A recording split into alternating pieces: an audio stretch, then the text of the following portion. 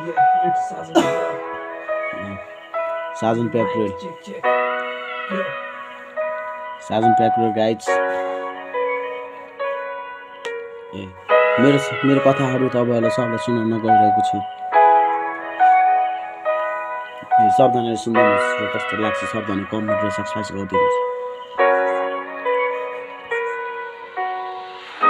School पढ्दाखेरिको लाइफहरू तपाईहरुलाई म सुनाउन गइरहेको छु।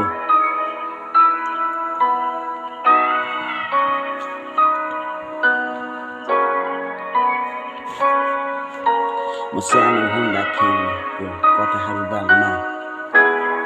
दिमागहरू कस्तो साइजमा हुँदाखेरि माई स्टोरी सानो क्लासमा हुँदाखेरि मेरो जीवन अन्धकार भएको थियो तिम्रो बिना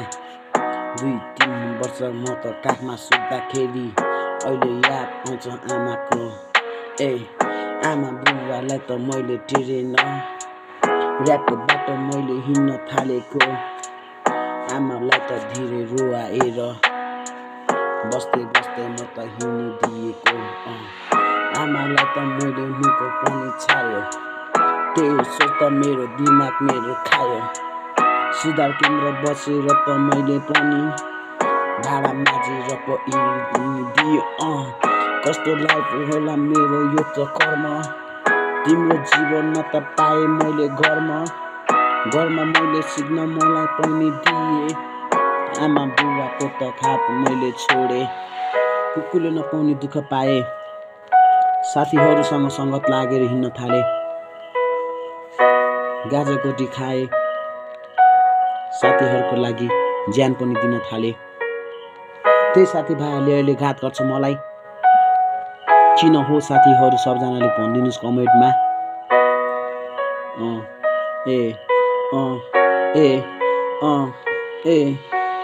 10 कक्षा पढ्न थाले त्यसपछि त बिग्री म त साथीहरूसँग लाग्न थाले म त एकदमै गर्लफ्रेन्ड बनाउँछु त भन्दा मेरो साथीहरू त सबैजना खाते परेको रहेछ किन होला स्टोरी त मेरो दिमाग खाएको तिमीलाई नै साथमा मैले पाएन त पाएको गर्लफ्रेन्ड भन्दा ठुलो भन्दा आमा बुबा भनेर बुझेर पो बसेको छु त अहिले मेरो साथमा